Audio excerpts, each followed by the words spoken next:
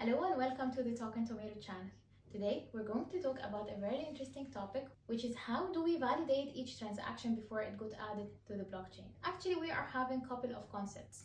Let's start with the proof of work. Proof of work is the technique that's used for the cryptocurrencies to validate either a transaction is legitimate to be added to the blockchain or not. And this actually is done by the miners of the blockchain itself. You can check previous videos to get more details about the miners. But in a nutshell, miners are the network validators who confirm either if this transaction is legitimate to be added or not. And it's really worth mentioning that the proof of work consumes a very huge computational work and electricity to process these transactions. And let's see, why is this actually that expensive? First, let's agree on that each blockchain consists of transactions that forms the ledger itself.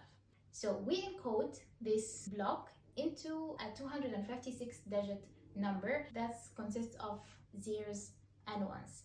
And for the miner to be able to verify this transaction, they need to guess this combination of the 256 numbers. So it's impossible to make a reverse engineering or reverse this transaction from decoding this 256 digits to get the information about the block and the ledger transaction. That's impossible, and that's not how it works. So it's about guessing. So each miner will guess this combination.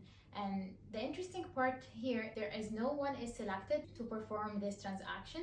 On the other hand, all miners are considered to be in a competition or race, so they are all competing to reach to the finish line and process this transaction as soon as possible before other miners do. So they got rewarded in return of processing this transaction.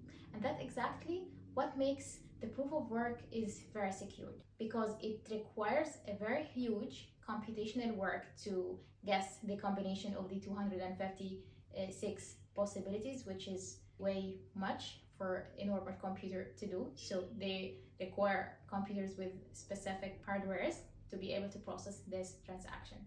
And the second interesting point is, as we mentioned, that each block is consisting of the ledgers and transactions that are encoded to this cryptographic hash.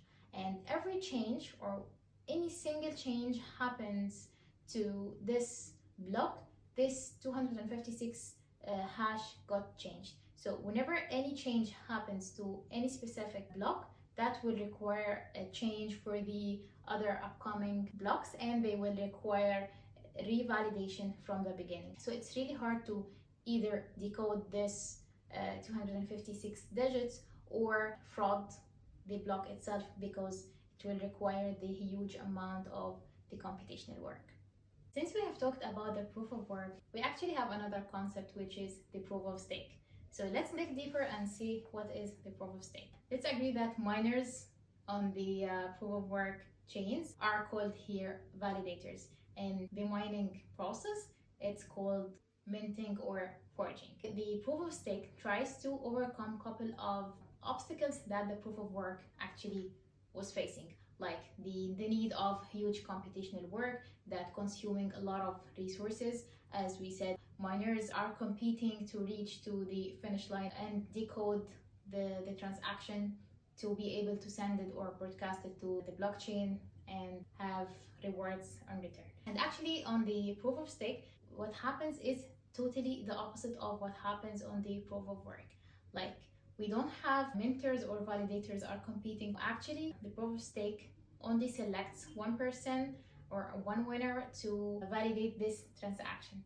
And just to make things as fair as possible, there are combinations or factors that have been taken into consideration to decide the winner who will process this transaction. So first, let's agree on that the proof of stake requires each validator to have collateral coins locked. And these coins definitely are from the coin of the network. So first, we lock a couple of coins for each validator. And the other factor is the age of the coin, which is calculated with the number of coins staked times the number of days that these coins are staked. And then we reach to the third factor, which is the random selection of this block, which relies on having the highest wealth with the lowest transaction hash. So this combination tries to guarantee fairness between selecting the winner each time, because if we actually relied on selecting the validators or the nodes who has the highest stake or highest coins, rich people will get richer and the poor will stay poor as they are. So we are merging these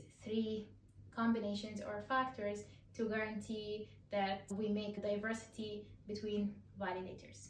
But it's worth mentioning that whenever a validator approves a bad transaction or causes fraud to accepting invalid transaction to be added to the blockchain, their staked money are taken and burnt away, and there is no way on earth they could get this money back, and this is called slashing. So slashing is taking the coins from these validators and preventing them from participating in any future transaction over the chain. We'll be posting small snippets of this long video format, so make sure you go there and check the other channel.